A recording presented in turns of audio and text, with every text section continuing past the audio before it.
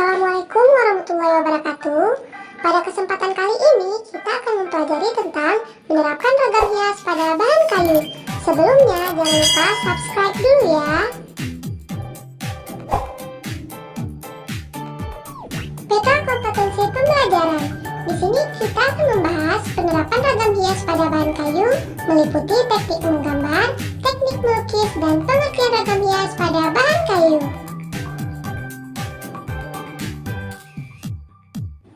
Tujuan pembelajaran yang harus dicapai siswa adalah sebagai berikut ini.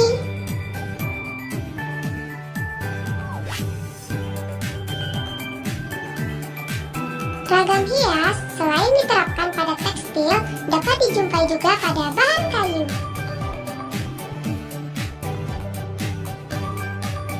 Setiap etnis di Indonesia memiliki ragam hias pada kayu seperti pada kursi, tempat tidur, meja, dan benda kayu lainnya.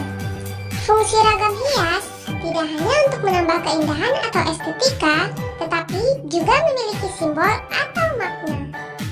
Selain pada gambar berikut, di mana lagi Anda dapat menjumpai bentuk ragam hias pada bahan kayu? Penerapan ragam hias pada bahan kayu.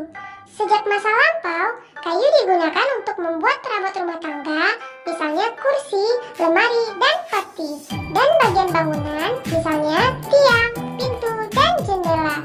Banyak perabot kayu atau bagian bangunan tersebut diberi sentuhan ragam hias. Motif hias yang digunakan berupa motif tumbuhan, binatang, figuratif, dan geometris, atau gabungan dari motif-motif tersebut. Teknik penerapannya dapat dilakukan dengan mengukir atau teknik menggambar, atau juga gabungan dari keduanya. Selain digunakan sebagai hiasan, ada ragam hias pada benda-benda tersebut yang juga memiliki nilai simbolis terkait dengan kepercayaan atau agama. Beberapa daerah di Indonesia seperti Jawa, Sumatera, Kalimantan, Bali, Sulawesi, dan Papua memiliki ragam hias yang khas pada bahan kayu. Contoh penerapan ragam hias. Ragam hias diterapkan pada permukaan bahan kayu yang berbentuk bidang 2 dan 3 dimensi. Penerapan ragam hias pada bahan kayu ini dilakukan dengan menggambar atau mengukir. Penerapan ragam hias pada bahan kayu juga terdapat pada benda-benda seni kerajinan daerah seperti tameng dan topeng. Ragam hias ini dikerjakan dengan cara digambar kemudian diberi warna. Teknik penerapan ragam hias pada bahan kayu. Penerapan ragam hias pada bahan kayu dapat dilakukan dengan cara mengukir dan menggambar atau gabungan keduanya.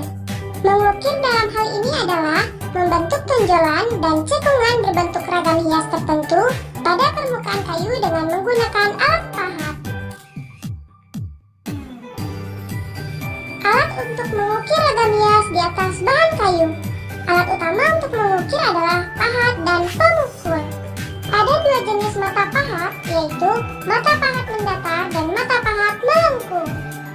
Pahat terdiri atas 4 jenis, yaitu yang pertama pahat kuku atau pemuku. Pahat ini berbentuk lengkung seperti kuku manusia, berfungsi untuk mengerjakan bagian yang lengkung, melingkar, membentuk cembung, cekung, ikal, dan pecahan aris maupun pecahan cawen. Yang kedua pahat lurus atau penyilat. Pahat ini berbentuk lurus, digunakan untuk mengerjakan bagian yang lurus atau rata. Yang ketiga pahat lengkung setengah bulatan atau pahat kol.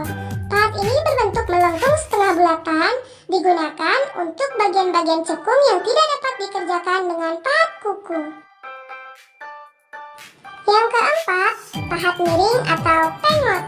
Mata pahat pengot berbentuk miring, meruncing, dan tajam sebelah, digunakan untuk membersihkan sudut sela-sela ukiran dan meraut bagian-bagian yang diperlukan. Pemukul. Alat pemukul yang digunakan dalam kegiatan mengukir umumnya terbuat dari kayu, meskipun ada juga yang menggunakan palu besi dan batu.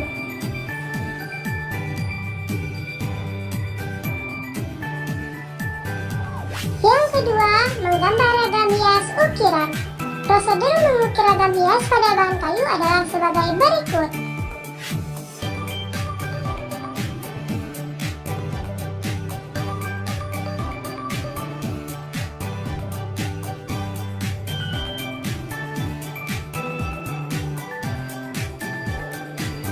Contoh melukis ragam hias di atas bahan kayu.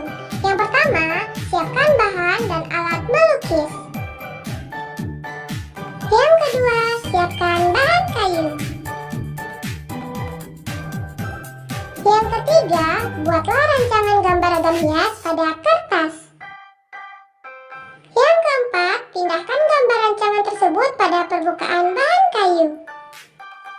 Yang kelima, menerapkan cat untuk menyelesaikan gambar. Dan yang terakhir, berikan lapisan varnis atau cat transparan pada permukaan kayu. Sampai di sini, apakah Ananda sudah mengerti? Jika sudah, silakan tulis